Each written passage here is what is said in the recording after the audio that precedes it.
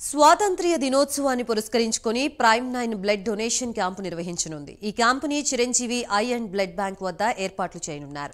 ఈ కార్యక్రమానికి ముఖ్య అతిథిగా జనార్దన్ ఫౌండేషన్ చైర్మన్ దాసరి జయరాం హాజరు కానున్నారు. ఈ మేరకు జయరాం ప్రసాద్ ని డాక్టర్ కిషోర్ కుమార్ ప్రత్యేకంగా ఆహ్వానించారు.